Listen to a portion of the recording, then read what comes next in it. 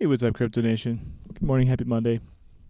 Hope everyone got a chance to watch the stream and enjoy it. We covered some pretty useful topics today, but if you didn't, recommend you do go check it out in long form. Wanted to talk a little bit about some of the topics that we did cover, specifically this whole transfer of skills, from this whole tech space into Web3. So we're going through a recession in the next few months to come. No one knows how long it will last, but either way, lots of companies are looking at their technology departments and making some decisions. And so I wanted to cover that in detail before it becomes something that is impacting your life. So IT is looked at in two different ways in a company. It's either one, a expense. It's just a cost of doing business. They have to keep all the tools running for their business operations, collaboration tools, all that kind of thing. And then there's some other companies where their product is software. And in that case, IT department isn't costing the company money. They're actually developing the product that is sold. And so in that way, they actually technically bring business into the company. Of course, you have salespeople who have to, sales and marketing have to let people know the product exists and can solve their problems. People come in. So you have a lot of businesses that are specifically in like the transportation sector. So I wanted to show this off. So, this is layoffs.fyi, which is a tracker website showing, I have it filtered by companies that are laying the most people off. And as you can see, a lot of it is transportation. A lot of it is travel. A lot of it is food. These are luxuries, right?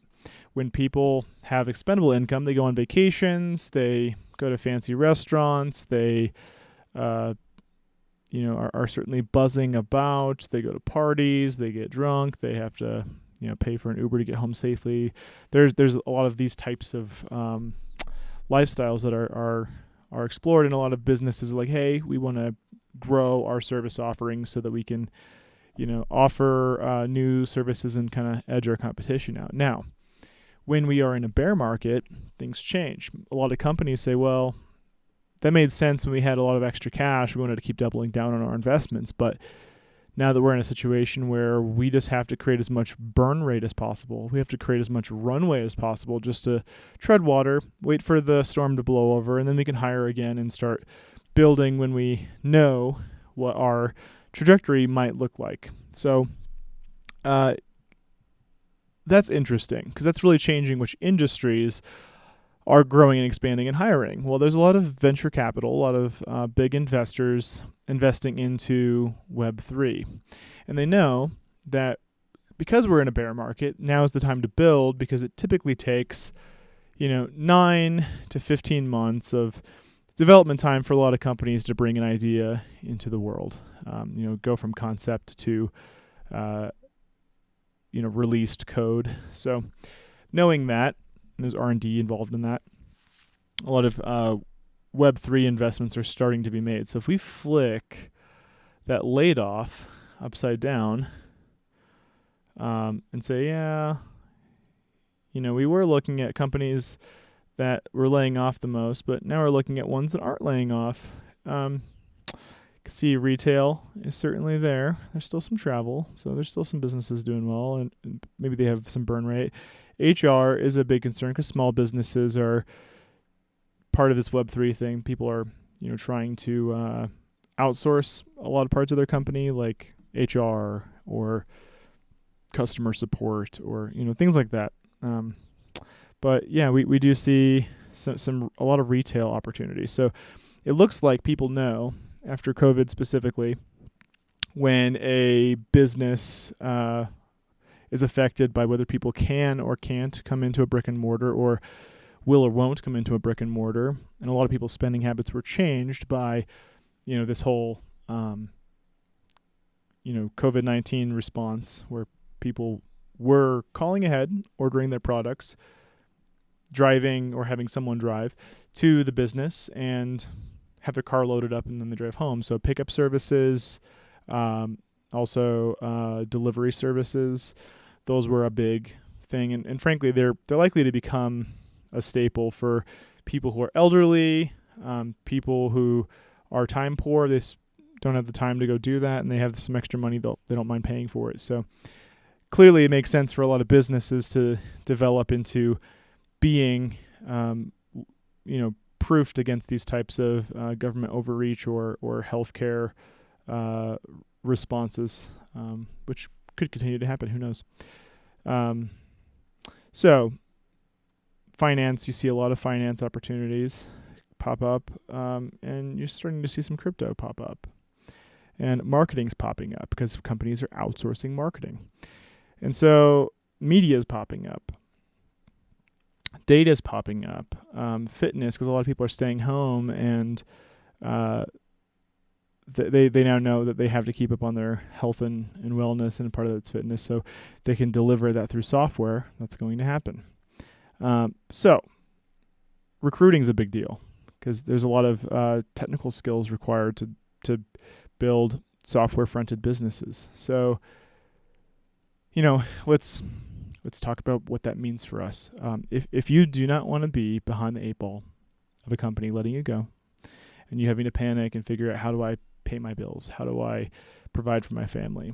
Then there are some very clear industries that we should start looking towards, because they're going to be deploying capital during this bear market and during this recession. And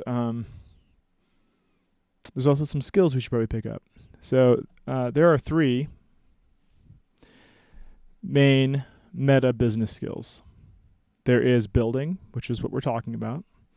There's leadership, which is making the right decisions given all the available data, and then encouraging people and rallying people to do the right work at the right time. And then the third thing is sales. So you have to be able to organize people, you have to be able to build a product, and you have to be able to market and sell the tool or sell the service, right? If you polish yourself to have 1 or 2 or all 3 of those skills, you will be as hardened against a financial hardship as possible, because those skills are always in demand. Those are not circumstantial. That's how a business functions. A business has to organize people, it has to build a product or service, and there's technical skills required in that. And then you have to tell people, we have a service and product, we can solve your problem, and here's how you can funnel your money towards us, and we'll give you a product or service. So educating ourselves, equipping ourselves with this knowledge. You have to be investing in your own skill sets. You have to be growing. And I can't encourage you more to not spend your free time just mindlessly going along with whatever scroll-up entertainment you might see. There's a lot of people who just want your eyeballs, but if you're not commanding your life, if you're not in the driver's seat, someone else is going to be. And I don't want to see anyone taken for a ride and then looking back at their life like, I spent how many years of my life not going any direction I want to, and I'm stuck in the ocean? That sucks.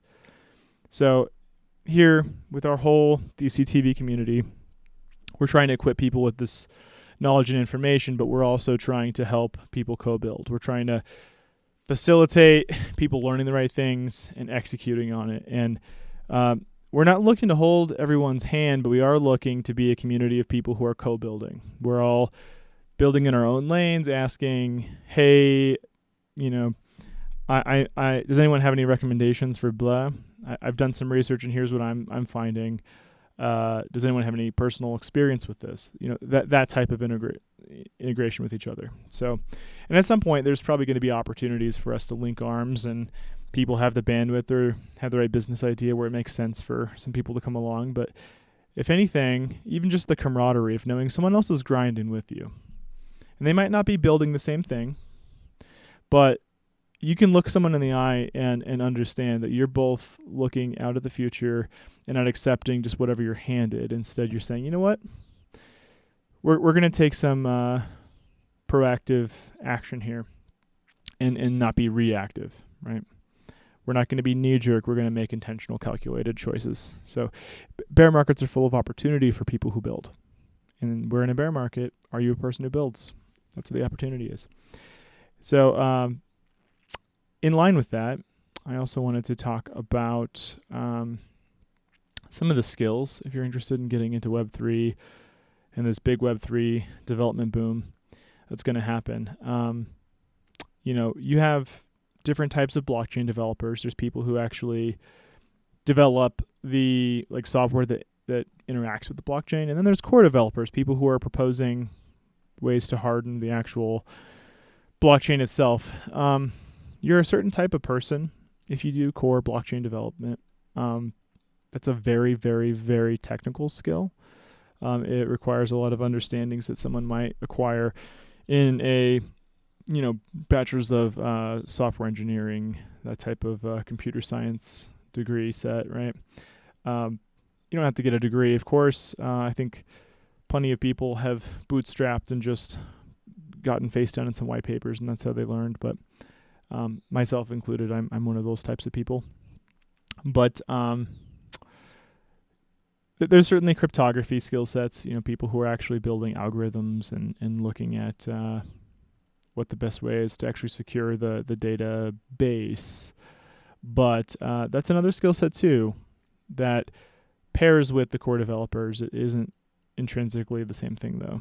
And then we get into the more common and easier barrier to entry, people who develop smart contracts. So this is people actually developing software applications on blockchain. You're saying, hey, we've codified a business process. We've codified how someone might interact with a blockchain and made sure that if this, then that, if this, then that. You make all these types of conditions and people sign it and it goes into code effect, right? You let two parties exchange goods or services without needing a third party. They don't have to trust each other. It's a zero trust system. You'll see that buzzword thrown around a lot. And, keeping in mind that there's a lot of value for smart contract development. And you can learn Solidity. That's the language that Ethereum uses for smart contracts. There's a lot of other blockchains that do smart contracts as well, like Tezos and Solana and Polygon. And so, in due time, I'm looking at actually building a course to go through and teach people how to do this and start co-building together. But in the meantime, there's a lot of resources available outside of our brand of content. So remember, we can do anything. We just can't do everything. You have to be selective about what you're actively working on. So there's data structures, and this is more a matter of architecture. This is like how certain parts of the picture work together and how big they have to be in order to have certain outcomes. That's not something I would encourage most people towards. Blockchain architecture you have to have a lot of understanding of how lots of these pieces work. So smart contract development is probably the best place to start. Front end development, UI, user interface. That's a great place for someone who's more artistic and visually creative. Just making beautiful looking interfaces. There's always a demand for that. And then that's what I was talking about with web development. That's definitely that whole front end. How do people interact with these tools? What's under the hood is one thing, but what's in front of them, if it doesn't look beautiful, most people won't adopt it. So huge value sets there. And just getting into the technical skills you might need.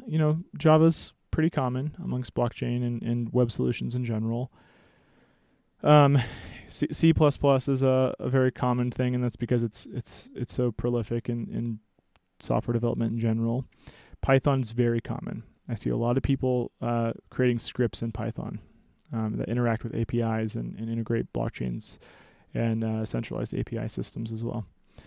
And then this site doesn't cover it, but there's also Rust, which is a programming language. Rustlang.org. This is starting to become a standard for software development, right? And then the other one is often called WASM, but it's WebAssembly. And so WebAssembly is now also becoming a standard amongst emerging blockchain systems. So that's where I'm putting my chips. I'm investing my time and focus into Rust and WebAssembly and Solidity and Python. But that's not to say that there aren't other options out there. I mean, if people are interested in some niche things, there's probably some money to be made developing, some of these lesser known blockchain and programming languages. So it just depends where you want to pin yourself. But no matter what, I think it's time for all of us to grow our skills. It's time for all of us to focus on what doesn't exist and needs to exist, and how we can equip ourselves to be part of that, evolution. So, yeah, that's. I know it's kind of heavy and some serious content here, but if you're interested in becoming a builder, a lot of it looks like that. A lot of it looks like white papers and asking tough questions and drinking a lot of coffee and tea and other caffeinated drinks and just really stretching yourself mentally. So I hope that's encouraging. Hope at least, even if that's not what you're interested in doing, you understand some more of what this world might look like. And if you have questions, please get active in our Discord. We would love to start co-building and help each other find our path in this world. So from the heart, dear Lord.